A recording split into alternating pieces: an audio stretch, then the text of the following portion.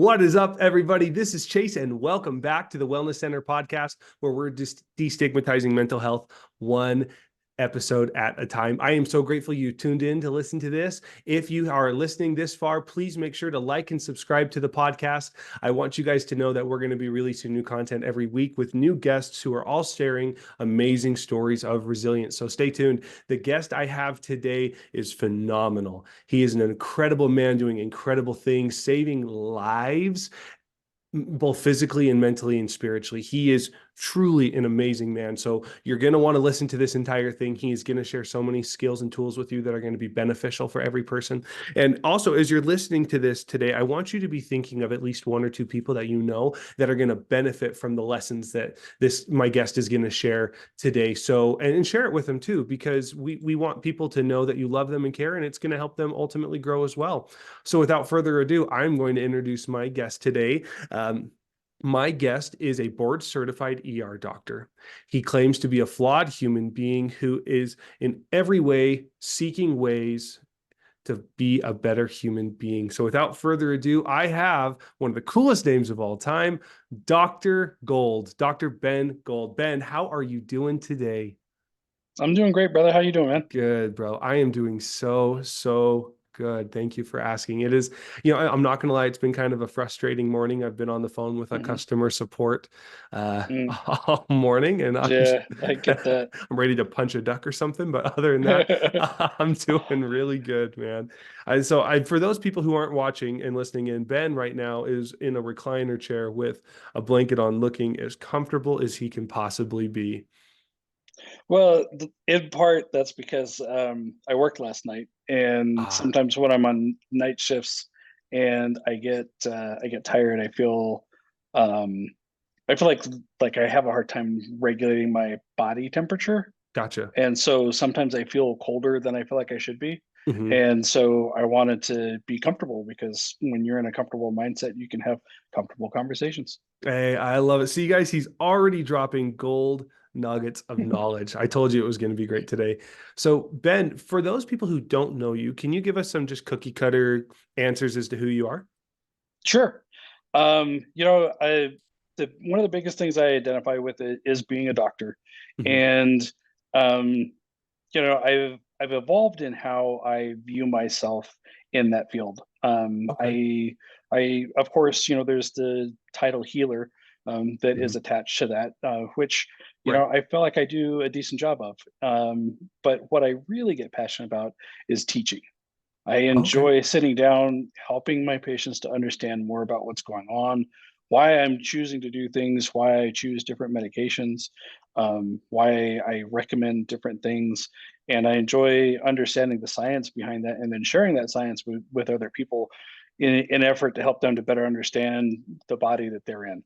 That's cool. That's really cool. And yeah, that's awesome, dude. Thank you. Thank you for sharing that. It's cool Yeah. that that's your journey and your mission, right? You know that God hmm gave you these talents and you're using them fully. I love that. Right. And it's not something that has always been a part that I identify with. It's something that as Hmm. I've grown to understand myself more and accept myself more, I've kind of grown into this position and Hmm. realized that a part of my passion is helping people. And then, what better way to help people than to teach them?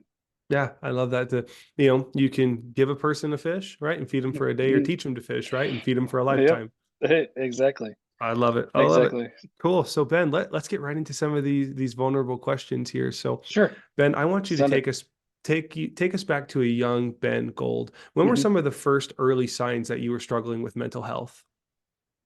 I'll be honest with you, Chase. I spent a lot of time being in denial that I had problems with mental health. In Right. part, that was because of my mother's influence. Hmm. Her influence was, rather, her opinion about mental health professionals, particularly psychiatry and counselors, etc., were that if you had mental health issues, then you go to your ecclesiastical leader, confess your sins, and then move on from them. And that's not that's not the entire Yeah. picture. We're all flawed, and um, you know, we, we're we're all flawed, and, um, you know, we, we're, we're all flawed, and, um, you know, we're, we're all flawed, and, um, you know, we're, we're all flawed, and, um, you know, we're, we're all flawed, and, um, you know, we're all flawed, and, um, you know, our ecclesiastical leaders are good people that are genuinely trying to do their best to help people draw closer to God. Right. They aren't always trained in understanding mental health. Um, Right. and I remember, as a result of that, I didn't have a very good way of expressing negative feelings very well. I didn't feel like I had a safe space at home to Okay. express those negative feelings, and it kind of led to a lot of guilt and shame. And I remember when the relationship with my first girlfriend was ending. Hmm. I was journaling, and I journaled basically a suicide note. I didn't have a plan for Hmm. how I would do it.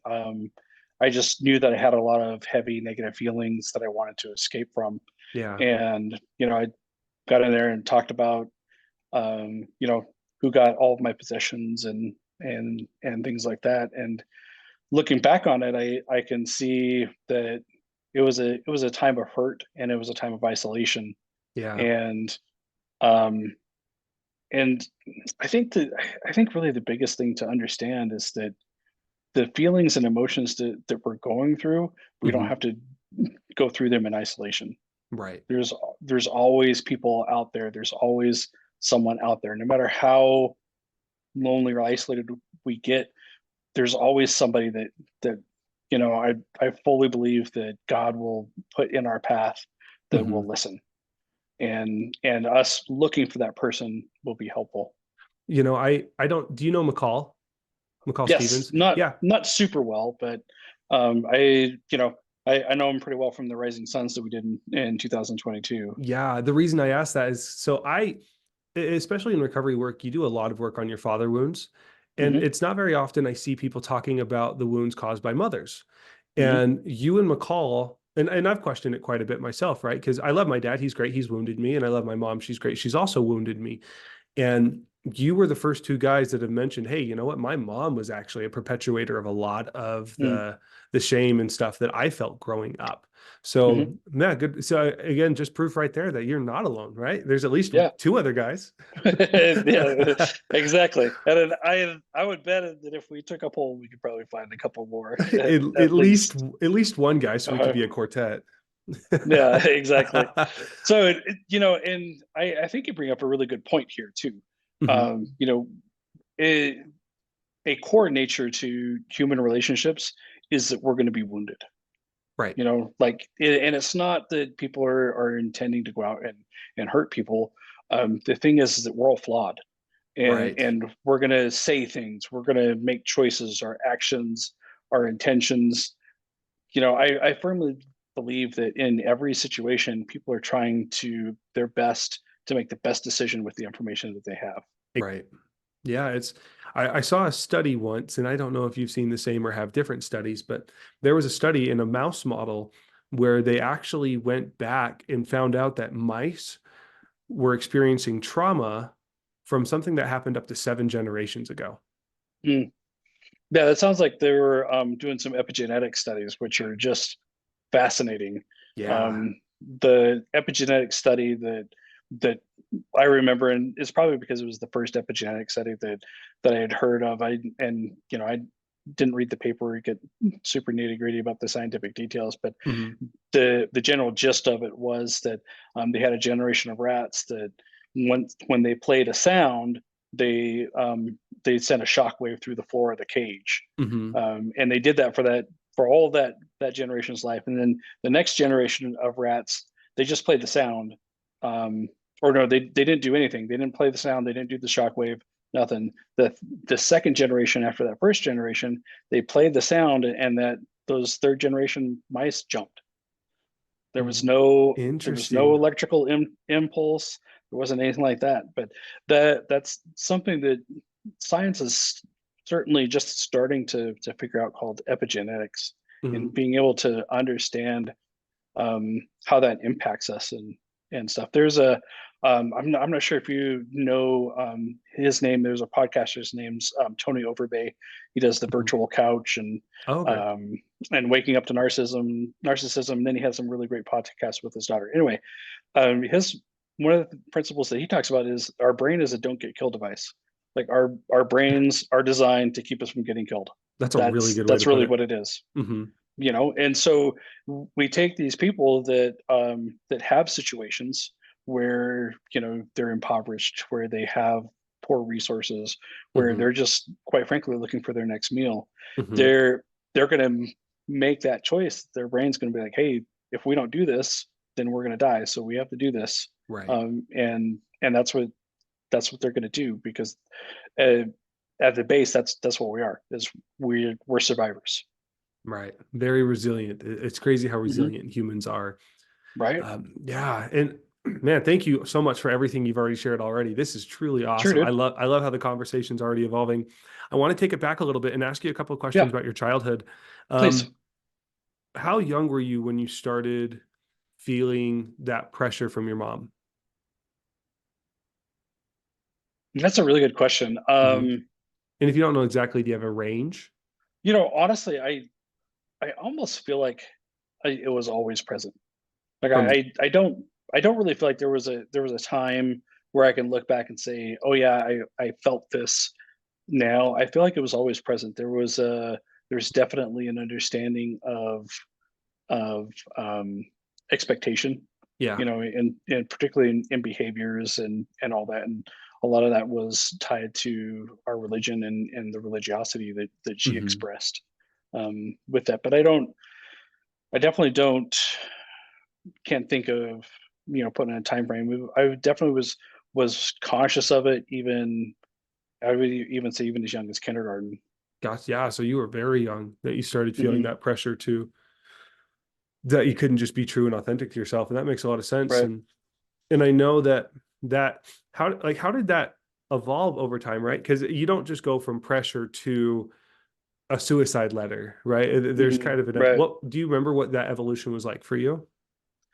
Um, I, in part, it was um, so at the time I think I was 12, 11 or 12, and a big influence into the isolation was that my parents were very adamant against dating before you're 16, and Yep. that was a hard rule. And a lot of the lessons that I had learned growing up was that when you break the rules, you get pretty severely punished. And so, I mean, Mm. not abusive, but it was a Very lot of quick correction.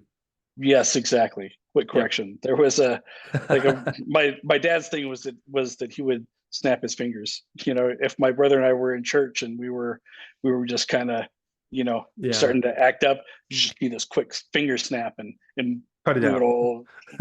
I mean, literally, he'd snap those fingers, and we would eyes front, mouths shut, stiff as a board, talking, and it worked on us. And I remember him commenting that it doesn't work on other kids, but that's because that's what we were taught. That's what we learned.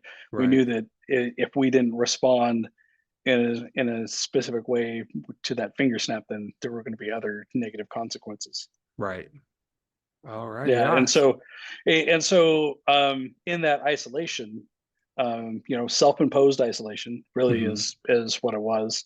And then having those big heavy feelings of the loss of that relationship, it was tough for me to manage on my own. And I mean, Hmm. at that age, there's so much of our identities and our emotions and the development of our psyche that are evolving, that um, it I don't think it's fair to expect any any person at that age to try and navigate those feelings in isolation. Right. Yeah. It's a lot. It's a lot at that Hmm. age to try and understand.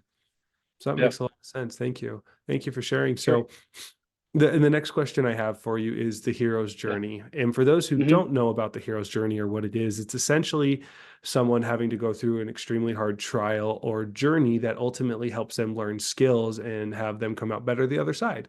So, Ben, can you please describe for us a hero's journey that you had to go through? Um, sure. I think. I mean, really, the biggest one and the journey that I'm still on is the journey of recovery. I mean, Right. when we have to face our addictions and the first off the harm that it's done to those around us and ourselves, Hmm. that's devastating. Right. It's really difficult to see that, to face that, and then to think, okay, how do I overcome this? How do I heal?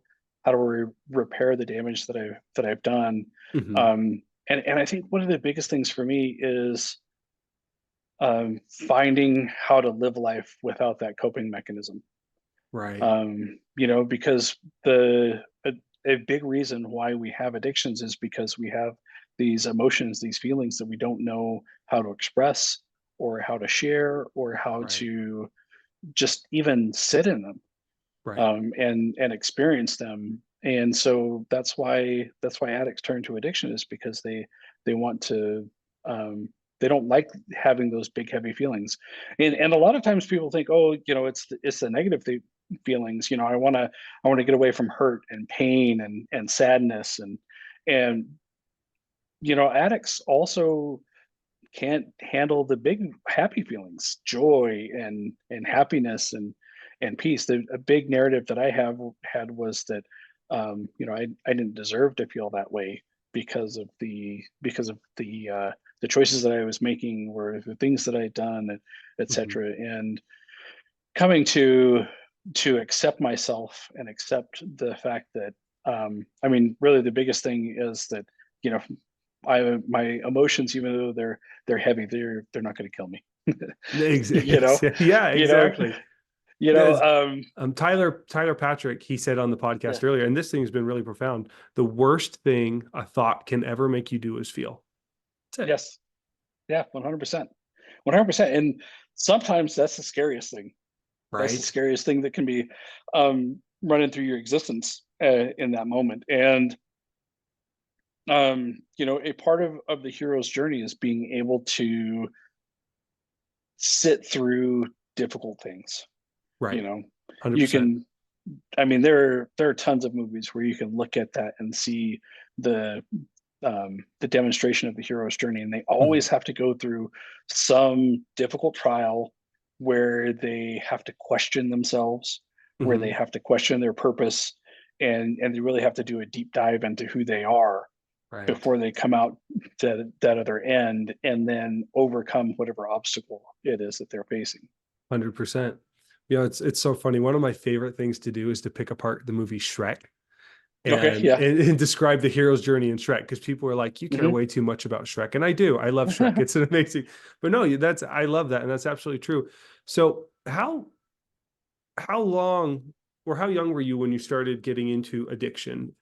And at Hmm. what point did it kind of rear its ugly head in such a way that you said, I've got to go. I've got to change. Right. What were Yeah. those 2 points? Well, the my main addiction is pornography, Hmm. and I was exposed to porn. Shoot, probably around 8 or 9 years old. Yeah. Okay. Um, I don't really feel like I used it as a coping mechanism until college, and in Okay. part that was because of accessibility. You know, Gotcha. Yeah. um, I was born in the '70s, and a teenager in the '80s and '90s, and we just didn't have the accessibility to those types of things that folks do, today. Right. And I definitely feel like if like I was me in today, I would have had a much larger problem earlier on, because I still didn't have the mechanisms, and the ability to manage the feelings I was having, the stress and all that. And in college, it got a little bit more easily accessible. Um, and then just gradually, as I continued to take different steps in my life that were more and more stressful, Hmm. then the behaviors became more and more extreme, Gotcha. and Okay. then took over more of my life.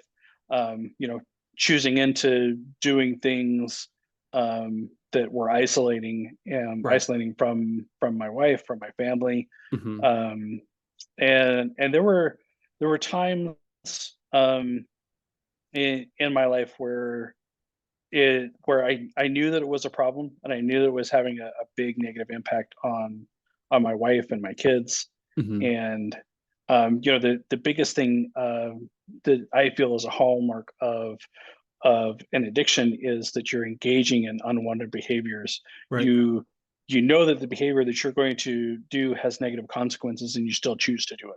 Right. And as any addict will attest, you feel powerless to do that, to Right. make anything different. And um, it was probably, let me think, in 2021, in that spring, Hmm. my wife had made a discovery that really blew up things for us, Right. and it was one of many. Hmm. And I I was thinking about it, and I had this epiphany, and the question that came, I fully believe this came from my higher power, was, why do you continue to hurt her? And I Mm. never really drew that those actions were causing that much harm to her, Yeah. meaning my wife at the time. Um, and so that was really the big turning point for when I started thinking, okay, I got to get this figured out. Yeah. I really need to do this. And so I chose into going to an intensive treatment program, Hmm. um, and I spent 2 weeks at the Begin Again Institute in June of 21. Hmm. Met some of the best people on earth. I still have good relationships with the guys in my group, Hmm. and I would definitely pay money to listen to those therapists again. And my individual therapist, he challenged me after our first session. He says, you know, I challenge you to find out why to figure out that you are enough and why that is. Yeah. And that's a feeling that I never felt before that. I Yeah. never felt like I was enough. I always felt like I was missing something.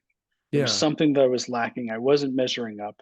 Um, and in thinking about that, what I realized was something that's kind of off of Rene Descartes' grand philosophical phrase, "I think, therefore I am." He knew that he existed because he could think. Right. Um, I know that I am enough because I exist. Right. Simply because I am here, I am enough to handle, to be whatever it is.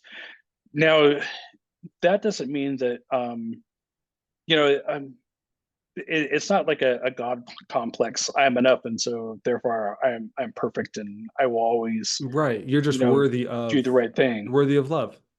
Yes, I'm worthy of love, and I'm worthy of accepting where I'm at. And Right. um, you know, kind of the next big evolution that I had Mhm. in developing better mental health was acceptance, accepting where I am, and accepting that I'm okay. I'm okay where I'm Yeah. at. I'm enough where I'm at, and I can choose to do better.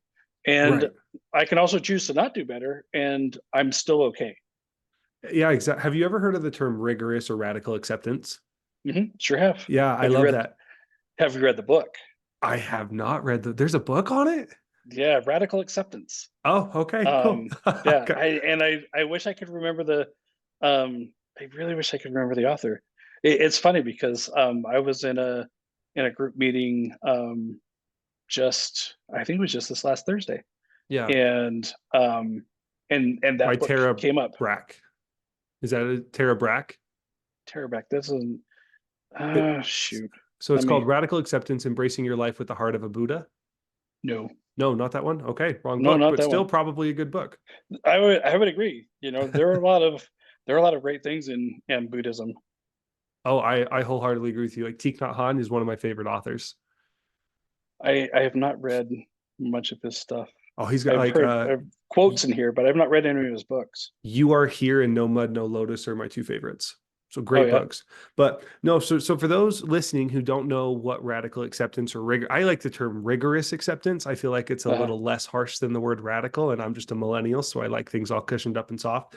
Um, but radical acceptance or rigorous acceptance, like for example, Ben, why are you wearing earphones on your head? I am wearing earphones on my head because you asked me to, Right. for better Right. sound quality. Right. And what I get to with people is like, it's because you are. right? And you're wearing a Yeah. shirt because you are, and you have a lit room because you do. And Right. and people normally laugh on it. It's like, I'm wearing shoes right now. And you want to know why? It's because I am. Uh-huh. Yeah. And what I get to is, the point is I'll look at someone like, why are you sad? Because I am. And that's okay. Right. And that's kind of what you were talking to, is that like, you're enough as you are right now, and that's okay. Doesn't mean you need to stay here, Right. but you're okay as you are. Yep. Yeah, exactly. Exactly. Yeah. And that's the, I mean, that's the I try to share that um with a lot of my patients that are struggling, Hmm. sharing with them and helping them to understand that the situation that they're in and the reasons why they're choosing that Hmm. are like, they make sense. Right. And sometimes I feel like just letting them know that, hey, I get where you're at. I get why you would make these choices. Hmm. And um, I feel like it's super helpful for the anxious mind Right. when those anxious thoughts are coming, and they're hitting you, and they're kind of overwhelming. It's okay to sit there and say, you know what, brain. And I was actually having a conversation with this about this very subject with my oldest daughter just the other day, and just talking to your brain and saying, okay, brain, I see that this is what you want. I see that you're feeling these emotions, and Hmm. just accepting that that's where you're at. Um, I feel like in my life, when I've had the hardest times with my mental health, it's when I've been trying to fight against my mental health Right. instead of accepting where I'm at and being like, okay, this is where I'm at. Um, it's been a minute since you and I have talked, but this Hmm. winter was a difficult winter for me, and Hmm. it's the most difficult winter I can Yeah. remember having. I was just I wouldn't really say I was depressed. I was apathetic. Yeah. Um, Okay. and it was a situation where I was like, okay, I don't remember ever feeling like this, and it's okay for me to feel like this, and it was really difficult for me to accept that I needed help. And I went to my doctor, and I was like, hey man, um, this is where I'm feeling, this is where I'm at. I feel like some medications can be helpful. And so I got on a medication, and it was helpful. Hmm. And it kind of helped me get through. And I feel like I'm moving into a better space. And I still feel like that apathy is still there. Yeah. And through that, I would accept that, hey, today, maybe all I can do today is get up. Right. And Maybe that's enough. not even exactly, maybe not even shower, maybe not even put in anything besides jammies. Right. But I but that was what I could do that day. And instead of, oh, I should be doing this, or why can't I do more? Why can't I do that? Sometimes that's all the energy that you have. And that's okay. Yep, Right. exactly. There's absolutely nothing wrong with doing nothing. It's actually very Exactly. healing to do nothing. Hmm. And that can be okay. Laying in bed and just feeling those emotions for as long as you need to feel them Yep. is a beautiful coping skill. And that actually, all of this conversation perfectly leads into my next question for you, Ben, which coping skills, which I know we've talked about it already, but I Yeah, just want to like formally, bring the question in. So of course. the coping skills that you've developed, right? Because of the Hmm. journey, we've talked about some of the radical acceptance and accepting Right. where you're at and loving who you are. Hmm. What are some other coping skills that you've developed because of the journey you've been on, and how have they evolved Hmm. over time? Um, a very helpful thing for me has been meditation. Okay. Um, that's something um, that I would sit, and the first few times I would practice meditation. Well, not even the first few times. For probably the first months that I would Hmm. practice meditation, more often than not, I would fall asleep. Okay. Um, which is great. I mean, Yeah. that's the thing is that that can be a meditative state, Right. right? So Um, how would you, because there's so like when people hear I practice meditation, what is mhm. practicing meditation? What does it actually look like for you? What's the application of it? Okay. Great question. it varies for me. Okay. Okay. It varies from simply taking some time to be still. Okay. Love it. Being still, not moving, turning off the sound, Hmm. getting away from electronics, and really getting away from expectations for a period of time. Um, you know, initially it started out as, I would pull up an app, or I would have a meditative guided meditation on YouTube or Hmm. whatnot, and that helped me to better understand what meditation was for me and what it felt like in my mind and my body. And now sometimes it's just taking a moment to pause and look at the sunset, or to Yeah, pause and smell a beautiful smell that I'm smelling, or sometimes it's just taking a moment to pause and reflect on the people around me, that's and cool. how great they are. I mentioned already that I worked last night. I had a really challenging patient, and Hmm. once we got the patient stabilized and they were doing better, I took a moment to reflect on the team around me, and the Hmm. people, and just express some gratitude for them. And I made sure and I went and thanked each one of them after this. And honestly, that's probably the first time in my career that I made it a point to go to each person and thank them for what they did. That's cool. And it felt really connecting.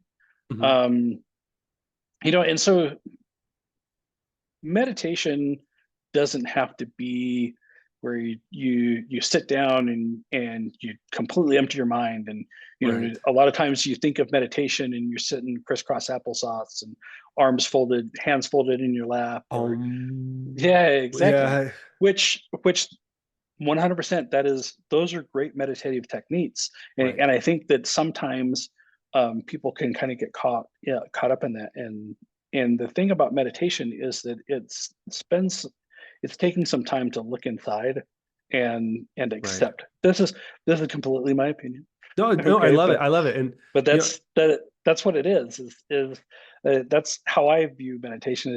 It's time to connect with myself mhm. and with the world around me. That's cool. Yeah, and I love that explanation. That's actually really cool. And it goes hand in hand with kind of mine as well, which is meditation is just the focus on a singular thing Hmm. for a certain amount of time. So if like, Right. for example, if someone plays video games and they're listening to this, when you play a video game for Hmm. an hour, fun fact, you're meditating. Yep. Right? You're focused on the video Hmm. game. If you go for a walk with your wife and kids and you're focused on them, you're meditating. If you're doing the Yep. dishes and you're focusing on the dishes, guess what? You're Hmm. meditating. If you're stewing Yep. over angry emotions and angry feelings like I was this morning with T-Mobile, guess what? I was meditating on Right. T-Mobile, right? So Yeah. and not trash and T-Mobile. I'm sure they're not going to sue me for this, but you're right. So I love that. Meditation is a really great Hmm. skill, and thank you for sharing applicability with it too. I think that's so important. Yeah.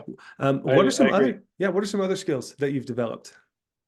So one other thing that I want to mention with Yeah. meditation is a technique that I often share, particularly with my anxious patients, where they're Hmm. having so many thoughts running through their mind. And I suggest to them that they imagine sitting next to a stream, and on that stream there are leaves, and they can take Yeah. these thoughts and they can put them on the leaves, and then they float down the stream. Love And, it. and it's okay to kind of release and let a lot of those things go. And when your mind is that storm of anxious thoughts, it can be really helpful to set that and go.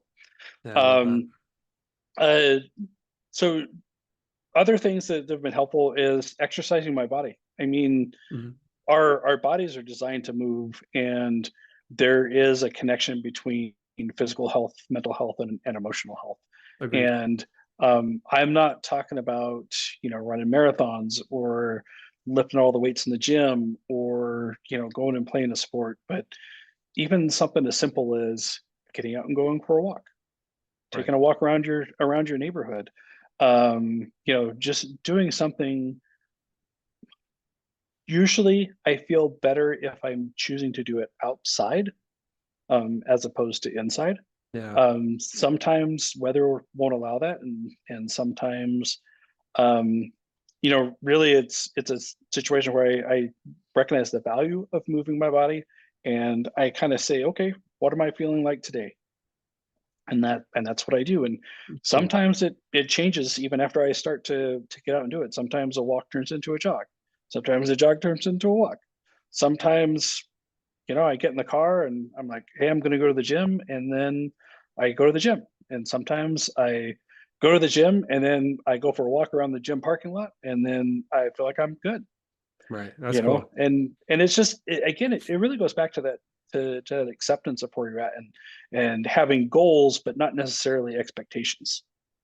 you Love it. know Goals, not expectations. So the goals can yeah, adjust based on what you need. exactly, I love that. exactly. And I think just as important for me, as meditation, is connection.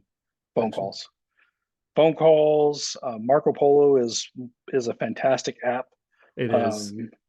It's a wonderful way to connect with other people. Mhm. But really spending that time to reach out to another person, for whatever reason, or even being available for someone when they reach out and they need you. There's a lot of good health that comes from connecting, in the way that you can. And I recognize that not everybody, has that mental energy in a day to connect with other people every day or multiple Mhm. times in a day. And again, it goes back to that acceptance. Right. Acceptance of where you're at. And I talk with people, about that, here and there. And sometimes, I mean, truthfully, peopling is exhausting. Whether you're an introvert, an extrovert, you flip flop between the two. Peopling is exhausting. Peopling And is exhausting. That's awesome. yes, That's a cool it quote. it I've heard is. that before. I think I just coined it, but anyway, Yeah. I've Trademark definitely said Dr. it Gold. before, right? Patent pending, Um, guys. Already. but I mean, it truly is. You Mhm. we So I am trained as an osteopathic physician, and in that, some of the core tenets is that the if we can help the body to come back to homeostasis, then that's where healing is. And a part of that is having the mind and the spirit in alignment as well. And Perfect. when we're spending time, with other people, there's energy exchange. We're Right. exchanging energy now, Right. and recognizing where your energy reserves are at, Mhm. is really helpful. And I would imagine that in your interaction with T-Mobile this morning, you felt like there was an energy depletion Right. after that. And right now, I'm going to share with you that I definitely feel energized with this interaction. Yeah, I do And so too. there's always this exchange of energy, with interactions with people, and being able to understand ourselves well enough that when we finish these interactions, we can recognize, okay, was this energy positive or energy negative?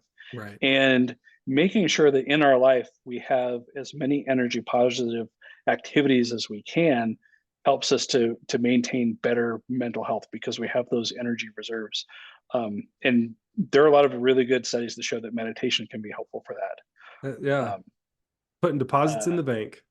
Yep, exactly, exactly. And one thing that I'm moving into more regularly is cold plunging. Okay. Um, Yeah. Let's talk about that. I, I love cold plunging. I'm just starting to get into it. Okay. Yeah. So I've been doing it for quite some time. I love it. I went and Uh-huh. hopped in. A friend of ours, Jared, he was up in the Cache Valley area for Okay. in January for because Chase Jones, it was his birthday, and we all Yeah. decided to go hop into First Dam, which is just the body of water up here in Logan for those who are in the area in January at like Hmm. 5:36 in the morning, or no, 7 in the morning. And I remember we showed up, it had just snowed, nothing but ice, nothing but snow. And we went and hopped in and it was terrible. And but it's such no, cold plunging is so cool. I got my kids to plunge with me, and my kid, Oh. Uh-huh. my 4-year old, my 3-year old, and my nieces and nephews who are 6, 4, and 3 as well. And but yeah, cold plunging is phenomenal, man. So how did you get into cold plunging? Well, truthfully, the first time I ever cold plunged was at Rising Suns in 2022. 2022. In that lake up there, Yeah, and beautiful that was lake. that was that was wonderful. And the Bloomington Lake, I believe, is what it's called. bro, I don't know. No worries. Dude, Brandon and Tyler were like, all right, we're gonna go on this trail. And then we got up there, we're like, hope you got your swimsuits because we're getting in. You know? Yeah, it is Bloomington Lake, but Okay. I Okay. remember But that, and so many guys were yeah. just like, "What? We're Oh hopping yeah, in?" I was one of them. And I ended up being one of the last guys out. Yeah, you and Because it Corey. was, yeah, yeah, exactly. One, the conversation Corey and I were having was fantastic. Hmm. Um, and two, it was just I just got to this space where I just felt at peace. And having life is hard, and Yes. we're going to have really difficult things that come up. And the more times we engage in difficult things in controlled environments, again, it's more reserve that we have. Amen. You when you're getting ready to go up and climb into that water, whether it be the cold plunge tub I have on my back porch, Hmm. or going up to a lake, you know what to expect, Right. and you know it's going to be difficult, and you know what, you're going to survive it too. You will. You'll come out just a-okay. Yep. You might shiver for an hour or two, but you'll be okay. Right. That's awesome. So, Yeah. how often are you cold plunging, and like, what do you personally notice from your plunges? So it's a practice that I started doing regularly just for a couple weeks. So Mm, trying to do it every day, and sometimes I miss a day here and there, and I'm and like, that's okay. and that's okay. Exactly. Hmm. Um, on the days that I do it, what I try to do is incorporate into doing it before I go to work. And kind of my routine is that I'll jump in. Um, Usually I'll be listening to something. Have my headphones in, listening to Hmm. something, whatever. Usually a podcast, whatever moves me at the time. Hmm. Set a timer, jump in, and then I get out, and then I go shower and get ready, and Hmm.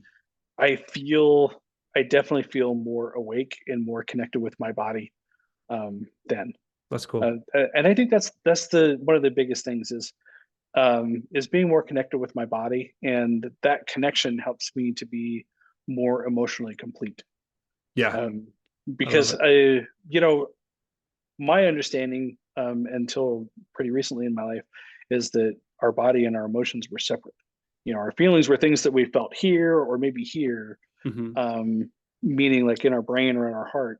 Hmm. But really, our feelings and emotions are things that we feel throughout our bodies. Right. That is so true. And just really quick, as we've been talking, I was just sitting there meditating on like our conversation we've had so far up to this point, Hmm. and you've shared Yeah, so much gold. And this has been such a good conversation. Thank you. So thank you you're for welcome. everything you've shared. This has been awesome. Um, so appreciation for the journey, Ben. You've been on this. 100%. What Looking back, what do you appreciate about all the hard things you've been through? I appreciate the person they've helped me to become, Hmm. and the understanding that I have of myself. Um, the thing that I appreciate is that it's helped me to understand myself so that I can be a better human being. I love that. I absolutely love that. That is so good. And man, thank you. It's awesome You're to welcome. see Thank that you. yeah, of course. It's awesome to see that you can look back at some all of these different traumas and things that you've had to go through. Um, and just know that ultimately it's back to that rigorous acceptance. It's made you who you are Yeah. because you are who you are, right? Yeah. And that's Shoot. I just remembered, it's Radical Acceptance. That's the name of the book that I'm thinking of. radical acceptance. Radical Acceptance. Yeah, yeah. Radical. Okay, Isn't cool. that isn't that what we just dang it. I'll tell you what, I promise you that I will find that book, and I will send you what it is, because it's bugging me now. Okay, no worries. And I'll put it in the Anyway, crowd and I'll put it in the description too, because I think okay, that'll be a awesome, dude. really good book and Thanks. it'll be a good one for me to listen to. Um, Yeah. all right, dude. Last big question. I know we've been talking about it a bunch, but Yep. again, just want to make it a prominent advice for others. So for all of those people just getting into the realm of mental health, what advice Hmm. do you have for those people? Um, I think the biggest thing is you're okay, and Hmm. understanding your okayness will be helpful. Hmm. And what I want what I try to help my patients, and anybody that I come to, understand is there's no one right way. There's no one right way to do anything, really. What you Mhm. have to do is you have to figure out what that right way is for you, and it's okay for you to question your doctors. It's okay for you to come ask your doctors why. Why Mhm. is it that we're doing this? Why is it that we're doing that? And it's okay if you don't feel like you're getting the answers that you want or feeling that Mhm. connection with your doctor. It's okay to choose somebody else. Right. You know, Yeah, absolutely. you are absolutely worth you're absolutely worth having the care that you deserve. Oh, 100%. And just to expand on that too, I think it's important to question like your ecclesiastical leaders. It's important to Hmm. question your relationship with God. It's important to Yep. question your parents, as much as I as a parent hate saying that. Like, Right. do as I say, Yeah. not as I do. Uh-huh. No, but and it's important to question your friends. It's important to question, because I think I I'm agree. very religious. Ultimately, I think questioning Hmm. helps everyone find the truth, and it brings you closer to God. I agree. I agree. And one of the parts of my journey in my relationship with my higher power is that as I draw closer to myself, I draw closer to God. Right. Because he's in every one of us. 100%. Amen. All right. Well, Ben, thank you so much for coming on the show and having this beautiful conversation with me. There's been so Thanks, much brother. gold. Yeah, thank you. There's been so much gold that's been shared on this. If someone wants to get in contact with you, if they have any more questions or want to pick your brain more, do you have any social media people can get in contact with, or, you know? I don't really have a big social media presence. That's Um, okay. but I'll tell you what, I'll make sure that Chase has my email, Okay. and feel free to email me, and I'd be happy to reach out that way, with you. And so, I'll make sure I'll ask Chase to go ahead and put it in the podcast notes, and I Okay. welcome any thoughts, any invitations, any suggestions, and even if you want to yell at me and tell me I'm wrong, I'll welcome that too. Yeah, and that is humility right there, and I love it. Knowing your strengths and your weaknesses, accepting both, and growing with both. So, Ben, Yes. again, thank you so much for coming on. I really appreciate it. If you haven't already, make sure to like and subscribe. And I know there has been so much gold shared in this podcast, no pun intended with Dr. Gold there, but there has been so many beautiful nuggets of information that there's someone in your life that you know that you can share this with. So please make sure to do that. If you want to come on the show, I want you to understand that no story is too big and no name is too small. If you have a story, I do want to share it all. You can reach out to me at chase@thewellnesscenter.life. If you want to know more about what I do on a day-to-day basis, go to thewellnesscenter.life, where red light therapy recalibrates your body one session at a time. Thank you so much for tuning in. Have a great rest of your day, and we'll see you guys later. Peace out. See you all. Have a good life.